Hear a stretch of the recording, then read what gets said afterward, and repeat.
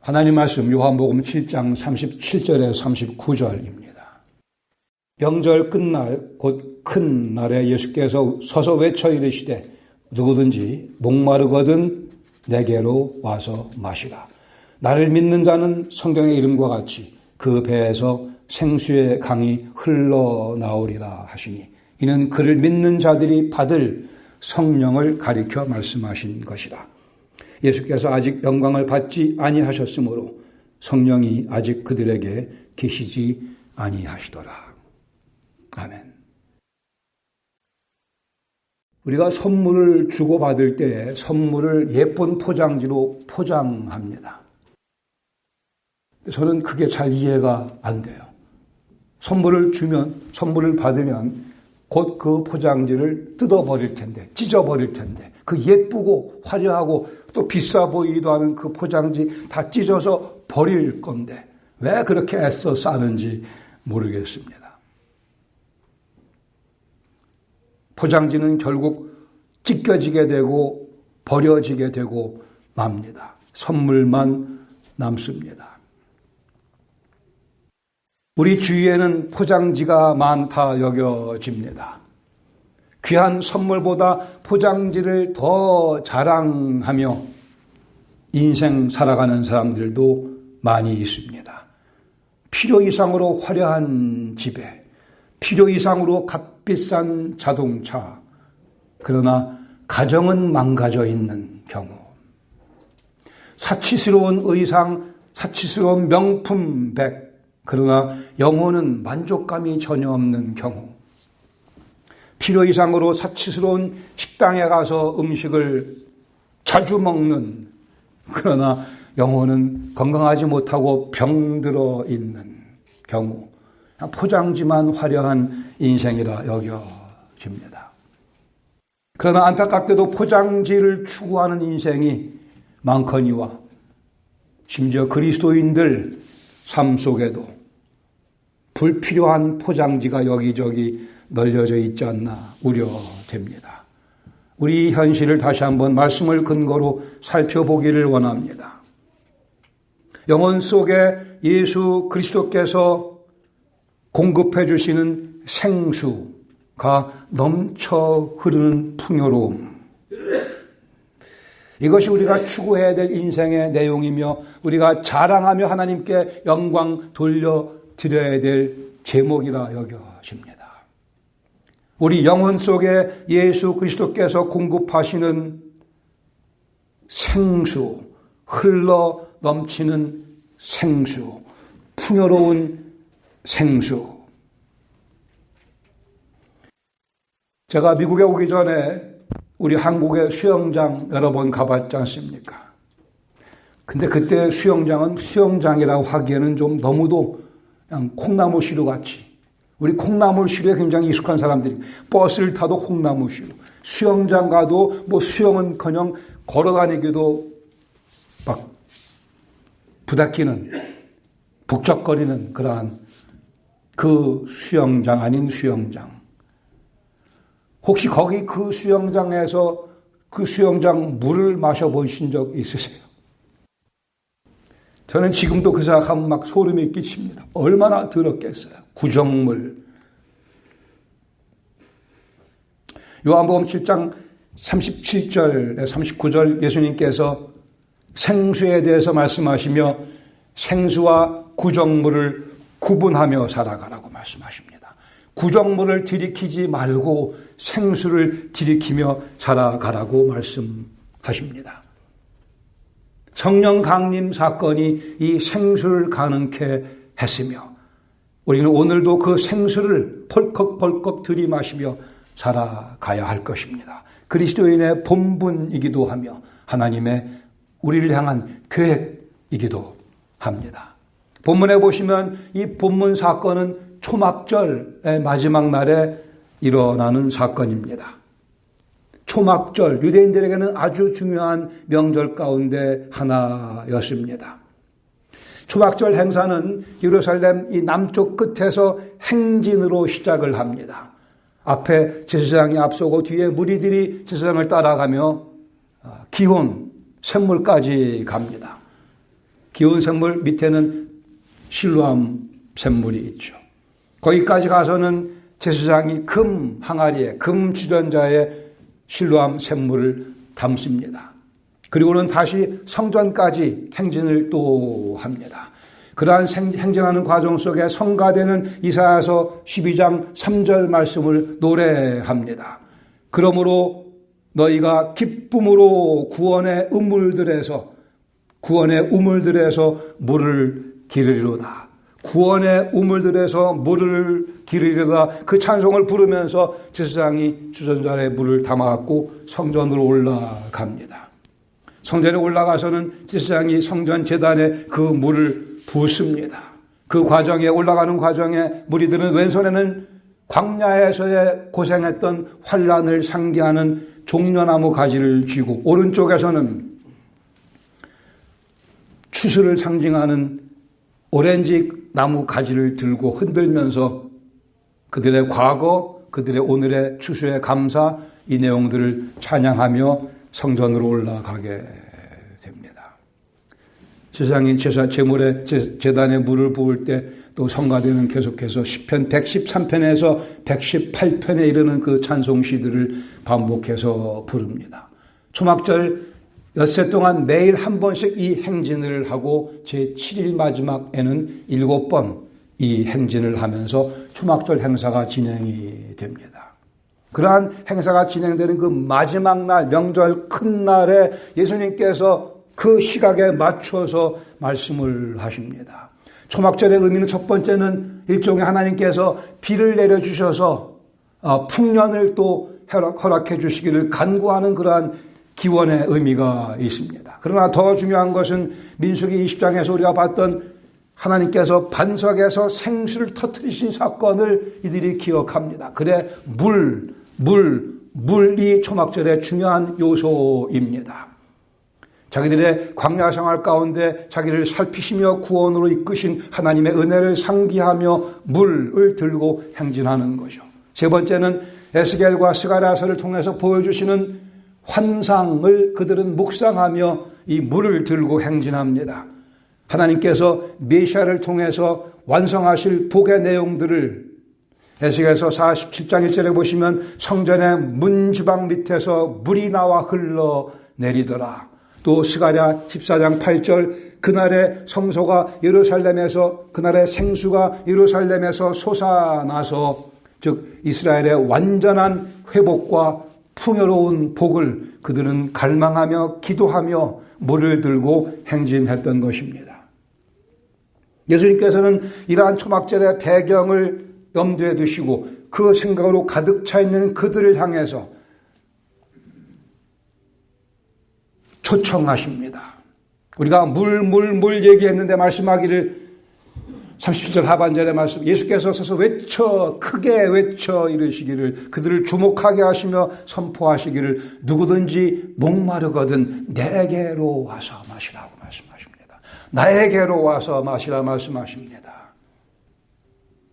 여기서 예수님께서는 생수로 그들을 초청하시는 동시에 초막절의 궁극적인 의미의 완성이 바로 당신이신 것을 선포하고 계십니다. 내게로 와서 마시라. 나를 믿는 자는 성경의 이름과 같이 그 배에서 생수의 강이 흘러나오리라 하시니 그 배에서 생수의 강이 계속해서 흘러나오게 될 테니 이는 그를 믿는 자들이 받게 될 성령을 가리켜 말씀하신 것이라고 요한이 설명합니다. 즉 성령께서 우리 속에 계심으로 성령께서 친히 솟아나는 샘물이 되어 우리의 삶을 그 생수로 계속해서 채워주시고 덮어주실 것이라 약속을 하시며 초청하십니다. 내가 목마른 자들에게 생수를 주겠다고 하십니다.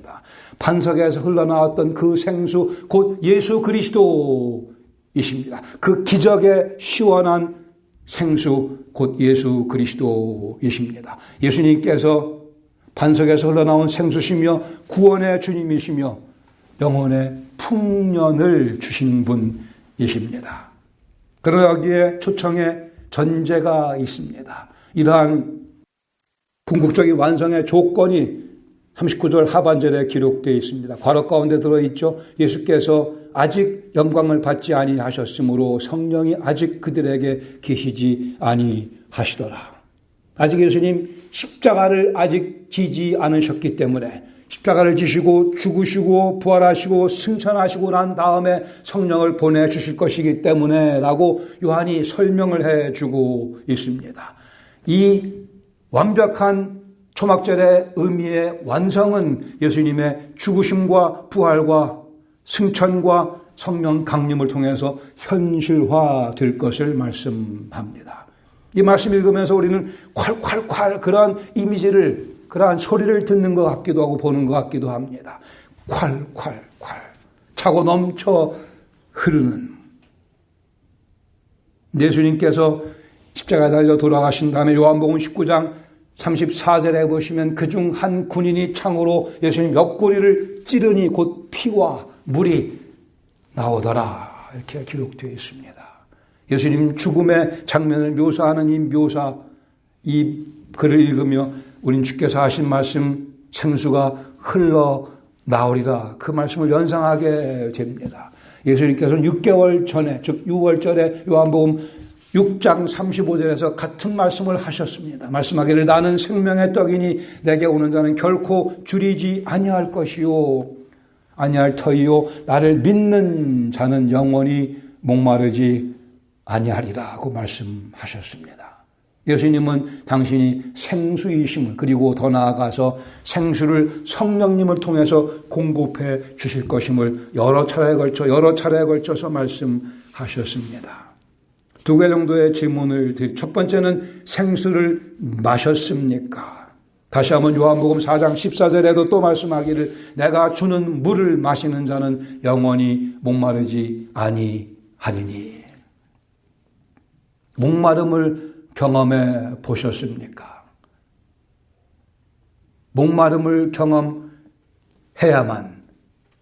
생수를 경험할 수 있습니다. 어거스틴 얘기하기를 목마름을 경험해 보지 못한 사람은 구원을 경험하지 못했다라고 얘기합니다. 맞습니다.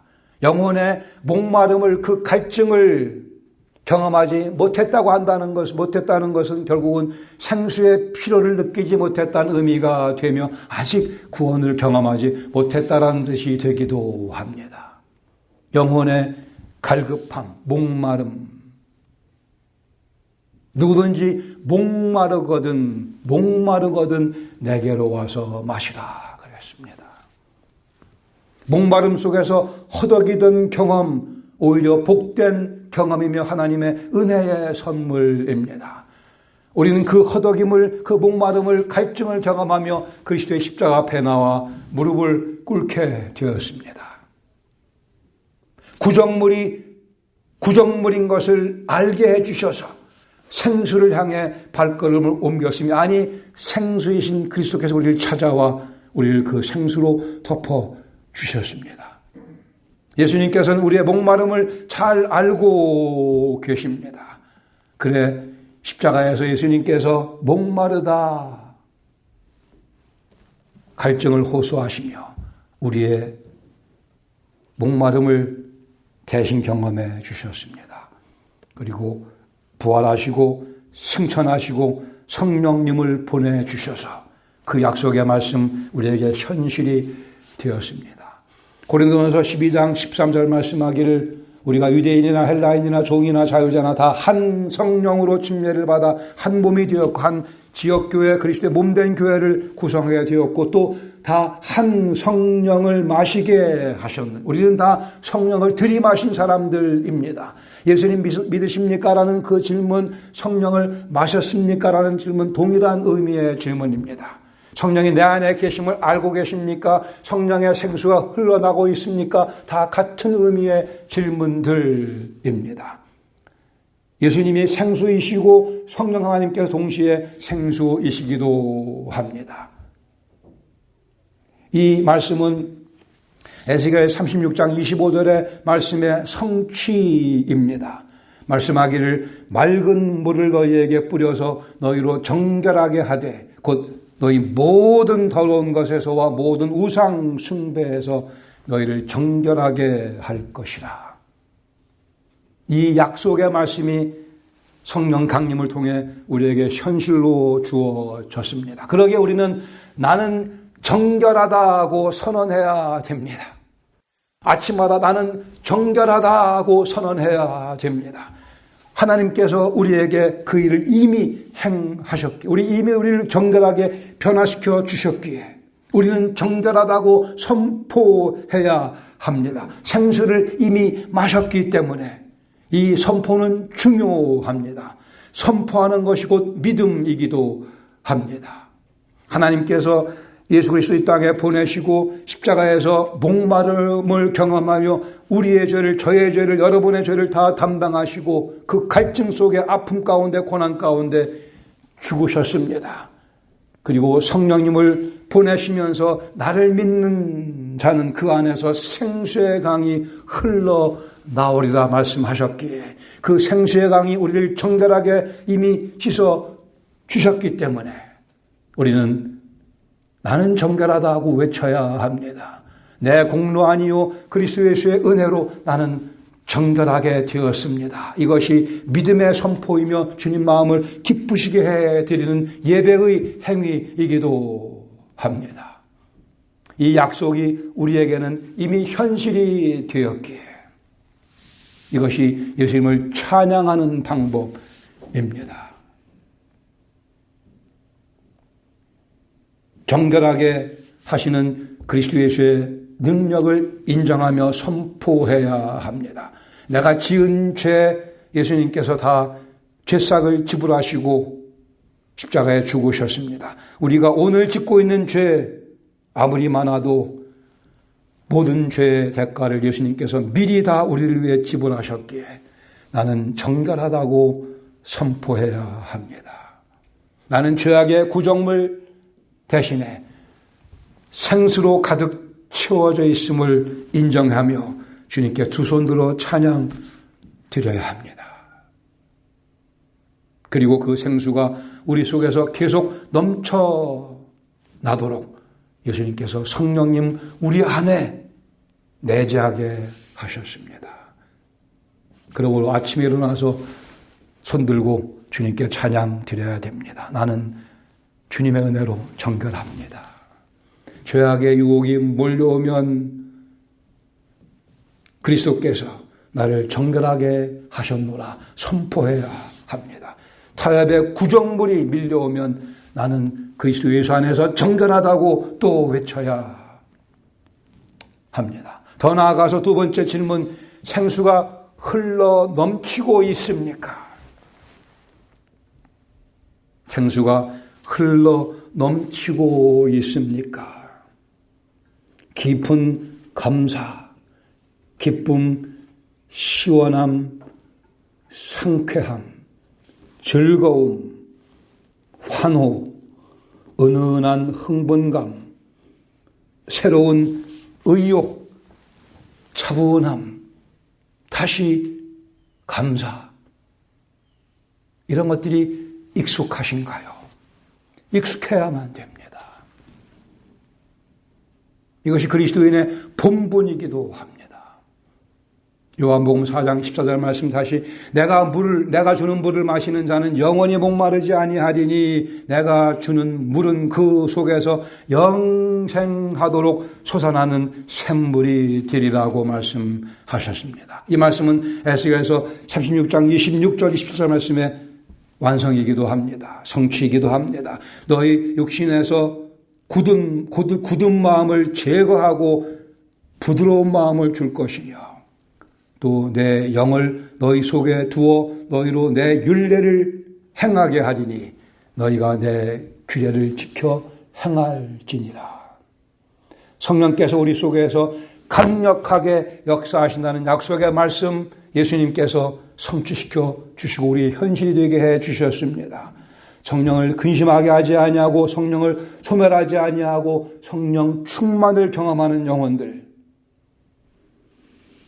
우리에게 하나님의 능력을 능히 순종할 수 있는 능력을 공급해 주십니다. 성령 충만한 영혼들에게 하나님 말씀을 기꺼이 즐겨 순종할 수 있는 능력을 공급해 주십니다. 이 약속은 취하는 자의 것입니다. 이미 주어져 있기 때문에 그 약속을 내가 취하며 하나님 말씀을 즐겨 순종하는 그 능력, 주신 능력을 활용하는 것, 그것이 이 속에서 생수가 흘러 넘쳐나는 삶을 가능하게 해 줍니다. 우리의 경험 가운데 모든 좋은 것은 다 하나님의 선물이라고 야고보서 1장 17절에 말씀하십니다. 온갖 좋은 은사와 온전한 선물이 다 위로부터 빛들의 아버지께로부터 내려온다고 말씀합니다. 사탄이 주는 것들 가운데 좋아 보이는 것들이 있지만 좋은 것이 아니고 구정물입니다. 독약을 먹는 것과 비슷합니다. 독이 든 물과 생수 사이에서 정신을 바짝 차려야 합니다. 구정물과 생수 사이에서 정신을 바짝 차려야 합니다. 샘물에 독을 타서 적군을 죽였던 그러한 전략이 과거의 고대 전쟁사에 자주 등장을 합니다. 그러나 이 전략은 오늘도 현대에도 사탄이 사용하는 전략이기도 합니다.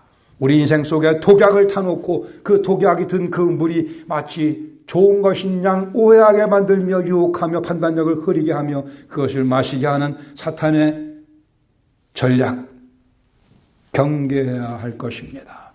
사탄과 세상은 최선을 약속하지만 최악으로 갚아줍니다.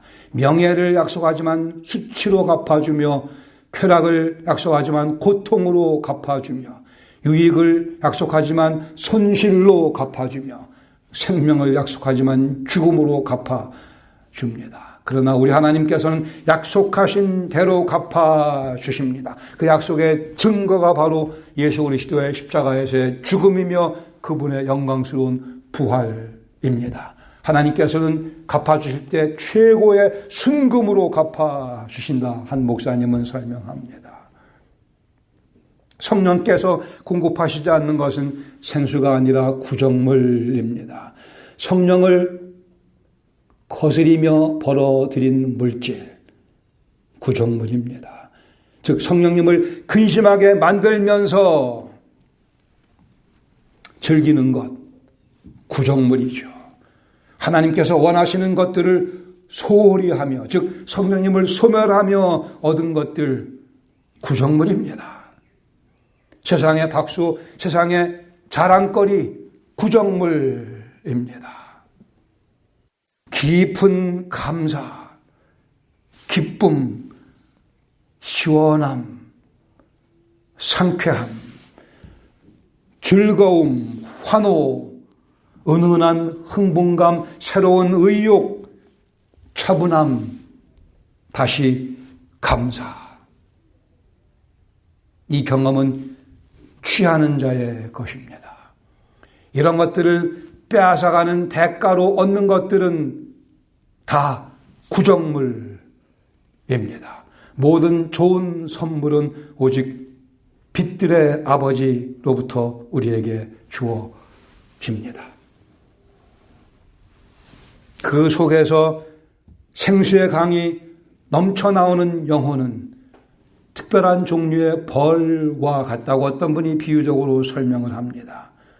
모든 상황에서 달콤함을 빨아들이는 벌같이, 어둠 속에서 빛을 빨아내는 벌같이, 환난 속에서 평강을 빨아먹는 벌, 참담한 상황 속에서 하나님의 자비를 빨아먹을 줄 아는 벌, 물에서 포도주를 빨아먹는 벌, 바위에서 꿀을 빨아먹는 벌, 바위에서 생수를 빨아먹는 벌과 같은 능력을 우리는 지니고 있습니다.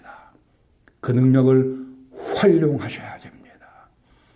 어떤 상황에서든 하나님의 주신 귀한 것들을 빨아먹을 수 있는 능력 이미 우리 속에 주어져 있으며 그것을 예수님께서는 말씀하기를 너희 속에서 생수의 강이 흘러 넘칠 것이라 약속하셨습니다. 이것이 그리스도 예수의 복음이라고 하는 것입니다. 식당에 가서 커피를 리필 부탁하면 웨이터가 또는 웨이트리스가 늦게 갖다 주는 경우도 있고 아예 잊어버리는 경우도 있습니다. 그러나 우리 예수님이 웨이터라고 하신다면, 우리 예수님이 웨이트리스라고 하신다면, 우리가 커피 리필을 부탁하면 얼마나 주님께서 기쁜 마음으로 곧 채워주지 않으시겠습니까?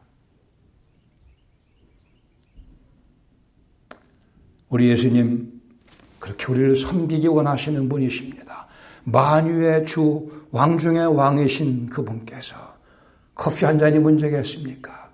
당신의 몸을 깨뜨시며 당신의 피를 쏟아 부으시며 우리를 살려주셨고 우리 속에 생수를 지금 공급해 주고 계십니다. 그 예수님 가까이서 자주 그 이름 부르며 생수로 리필을 받는 우리의 삶이 되기를 바랍니다. 얼마나 복된 특권적인 삶입니까? 다시 한번 아직 성령이 임하시지 않았기에 즉 예수님이 죽으시고 부활하셔야만 이 생수가 우리에게 주어진다. 요한이 설명했습니다. 감사하게도 그 약속이 성취되었고 오늘도 우리는 주님의 그 생수를 공급받으며 주님의 이름을 위하여 그 생수가 차고 넘쳐 흘러나는 모습으로 한 주간 또 승리할 수 있기를 원합니다. 같이 기도하겠습니다.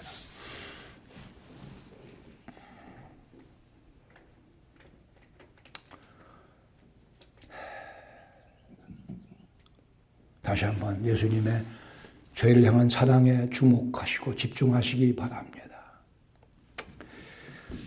우리에게서 무엇을 기대하셨기에 그렇게 하셨는지 이해할 수가 없습니다만은 성경적으로 답은 그저 하나님께서 우리를 사랑하셨다는 말씀에 있습니다. 우리는 그 사랑을 경험했기에 주님, 저도 주님을 사랑합니다. 그 사랑을 표현하는 방법은 약속하신 생수가 우리 영혼 속에, 우리 삶 속에 차고 넘치는 것입니다. 감사로 덮여져 있는 삶. 설명하기 어려운 은은한 그러나 분명한 흥분감.